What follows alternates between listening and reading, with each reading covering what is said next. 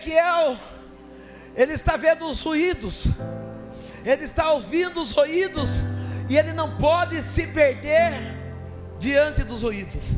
Seja profeta hoje e fale: não se perca diante dos ruídos. Você fica de pé, minha linda, com essa blusa assim, é essa. Ela já se achou. Ela já se achou. Redibias, levanta a mão. Levanta a mão, não. Levanta a mão. Relibiou de Kira, renibiou de Kirefaz. Quando o Senhor quebrou as cadeias da maldição que estava sobre a minha vida, a maldição da bebida, da prostituição, as pessoas olhavam para mim, e embora o brilho do Espírito Santo fosse um reflexo no meu rosto, algumas pessoas apontavam e diziam: ela não muda, não, logo ela cai, logo ela desiste, logo ela para.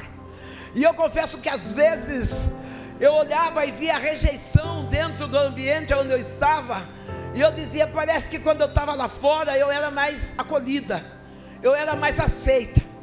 Enquanto eu estou olhando para você, está uma solidão tão grande dentro do teu coração, está uns questionamentos tão grandes, porque tu diz: eu renunciei o pecado, eu decidi servir a Cristo, mas parece que as pessoas só sabem olhar quem você era e não conseguem ver quem você é. Mas o grande Deus me trouxe nessa noite para dizer: eu fui o Deus que te livrei do vale da sombra da morte. Não, aquela bala não foi uma bala perdida, fui eu quem desviei a bala para que hoje tu estivesse aqui viva e pudesse contar testemunho daquilo que eu, Deus, faço sobre a tua história. Não importa se as pessoas te aceitam, não importa se as pessoas querem a tua amizade, o que importa é que vem vindo um ruído, e eu estou trazendo vida para a tua história, diz o Senhor dos Exércitos. Ezequiel, ele não deixou que as vozes, que os ruídos fossem mais fortes do que a ordenança de Deus sobre a vida dele. Talvez você chegou com ruído aqui dizendo assim: eu vou morrer com essa enfermidade, eu vou morrer desempregado. Talvez o ruído está dizendo: as portas não se abrem. Talvez os ruídos das suas emoções: nunca mais eu vou ser feliz sentimentalmente, nunca mais eu vou ser feliz no ambiente daquela casa, naquele bairro. Não, eu não sei qual é o ruído que Satanás está tentando colocar na tua vida, mas eu estou dizendo: o ruído do inimigo está saindo por terra, e o que está vindo é a voz profética sobre a nossa história. Mão levantada para o alto, diga: enquanto eu profetizo. Diz forte: enquanto eu profetizo, Deus traz vida. Ezequiel,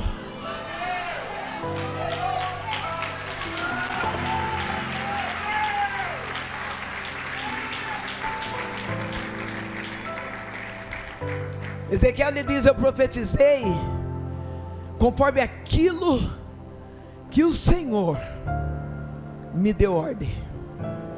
É que às vezes a gente quer profetizar do jeito da gente, né? Do jeito daquilo que a gente acredita.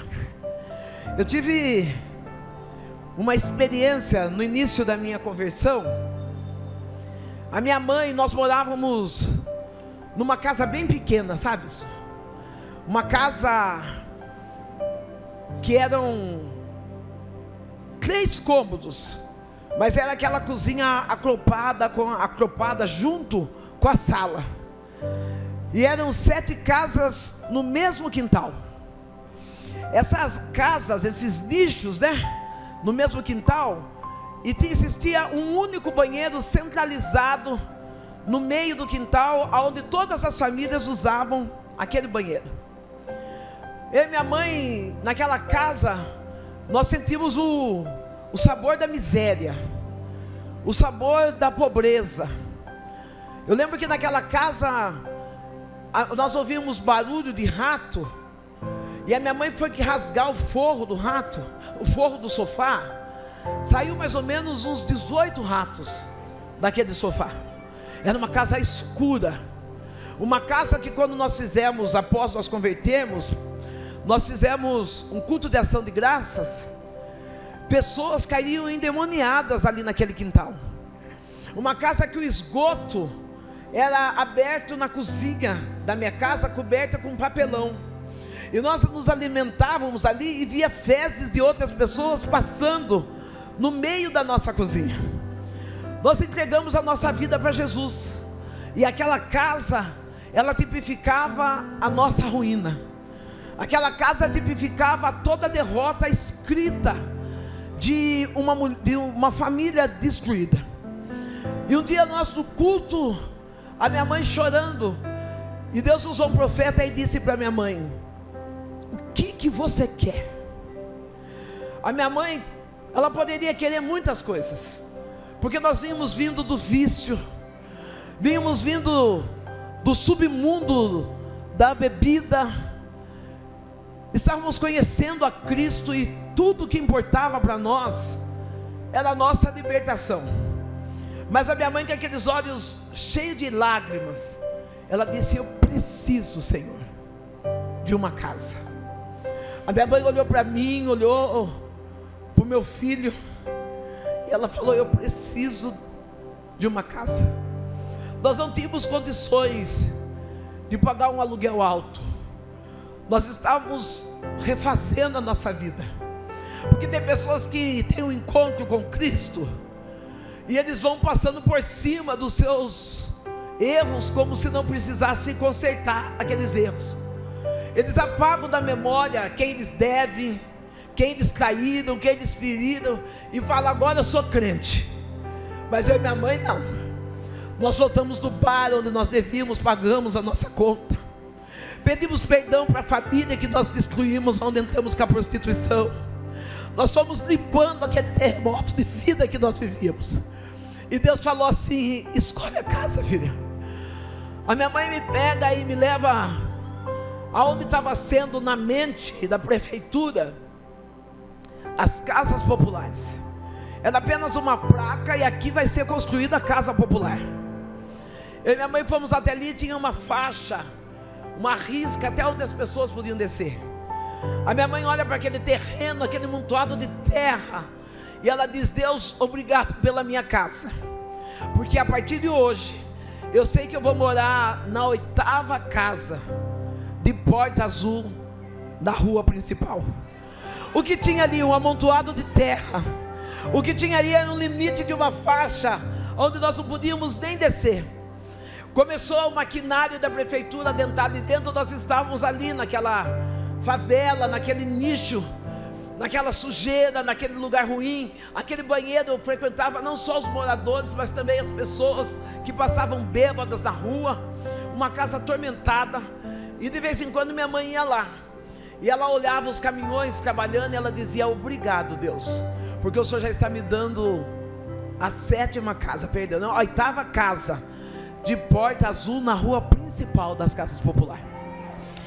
As casas foram construindo e ninguém via, porque tinha placas, então ninguém via a casa. E a minha mãe, vez ou outra, ela ia, e eu falava: mãe, onde você vai? Ela falava assim: eu vou em casa, eu vou ver a casa que Deus está me dando. E quem era o ruído na casa era eu, porque eu dizia assim: mãe, a senhora parece que depois que ficou crente, a senhora ficou meio maluca, né? A senhora não está vendo que está construindo, não tem casa azul, não tem nada, tem que fazer inscrição, tem que ter um sorteio. Ela falou: filha, Deus falou para mim escolher o que eu queria, e eu falei para Deus que o que eu posso é aquela casa popular. E a minha mãe comprou um jogo de mesa de centro, uma baixa, retangular, uma retangular e uma quadrada. A nossa casa era tão pequenininha que a gente colocava a mesa no chão para sair, e aí nós íamos trabalhar. E quando chegava em casa tinha que levantar a mesa no sofá, porque ou era nós ou era a mesa, porque não cabia dentro daquela casa. E eu dizia para minha mãe assim: mãe, por que a senhora comprou isso? A minha mãe dizia assim: a promessa foi Deus fez para mim, e eu vou acreditar até o final da promessa. Não, talvez dentro da sua casa tenha alguém que está fazendo ruído, dizendo: Deus não vai fazer. A promessa Deus fez para você, Ele é fiel para cumprir. Foi feitas as inscrições da Casa Popular. Foi feito o sorteio das Casas Popular.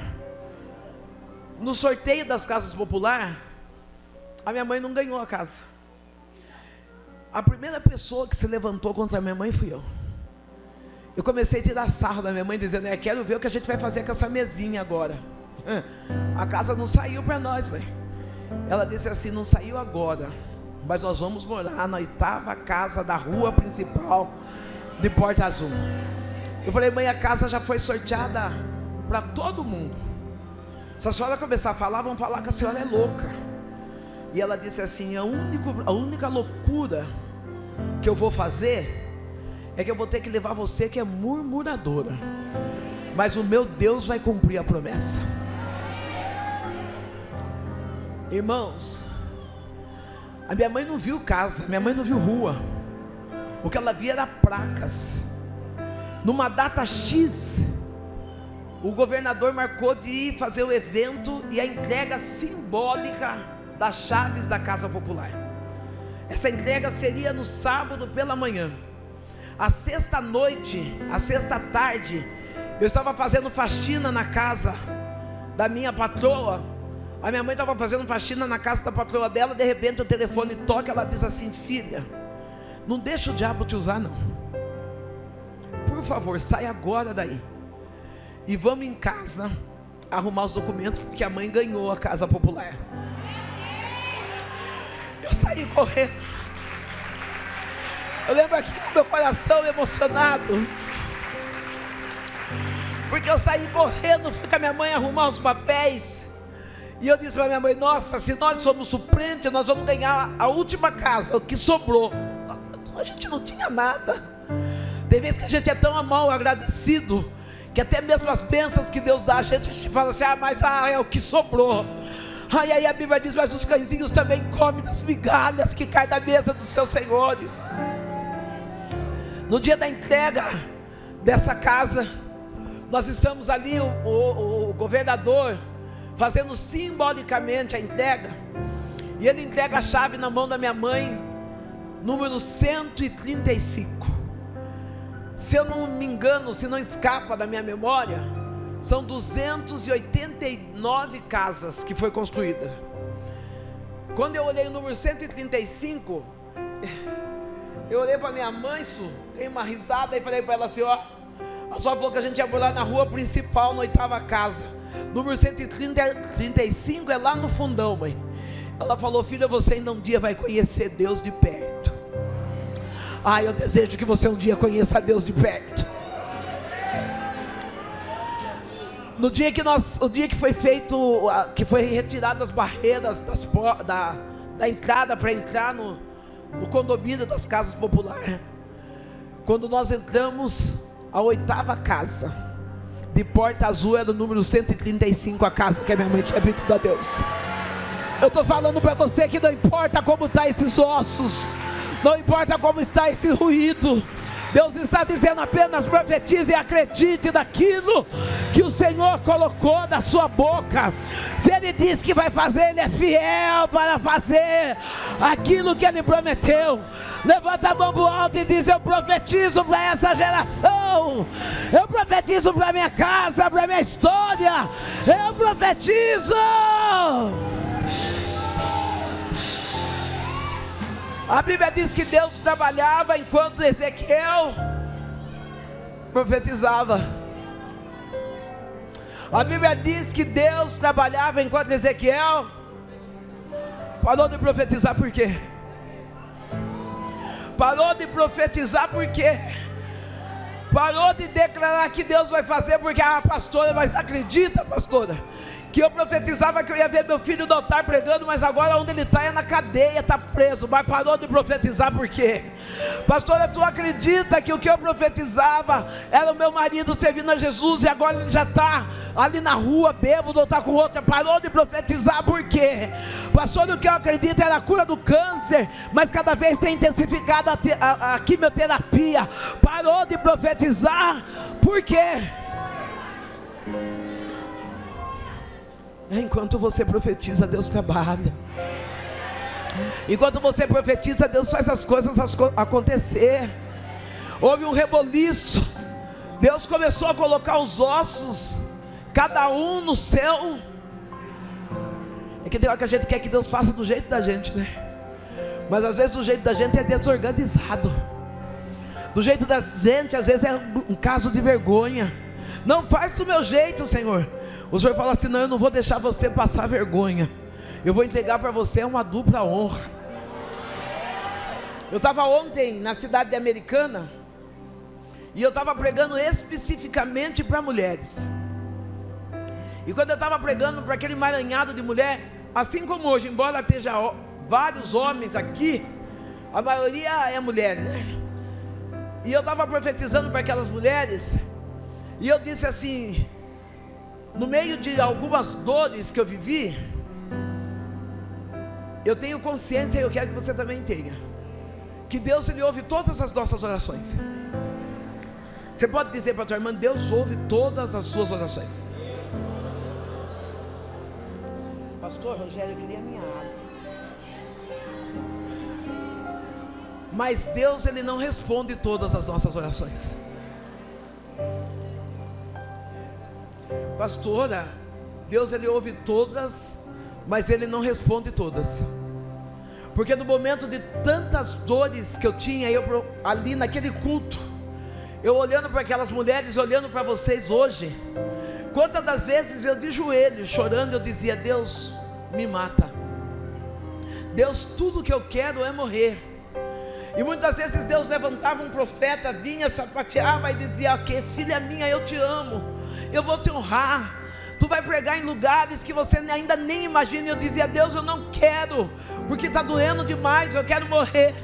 E eu entendia que Deus estava ouvindo, mas Deus estava dizendo: eu vou fazer um ruído, eu vou fazer um barulho tão grande, que quando você vai ver, você já vai estar vivendo o propósito daquilo que eu decidi para a tua história.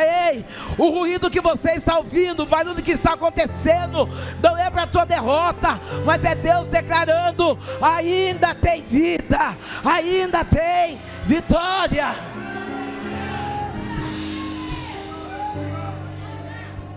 É que esse barulho é Deus colocando ordem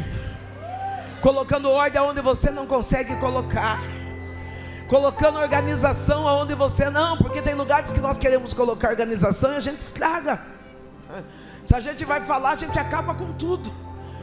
Eu, com esse jeitinho delicado que eu tenho, às vezes eu vou falar e eu acabo com tudo. Não, deixa Deus colocar ordem, deixa Deus. Não, você só profetiza.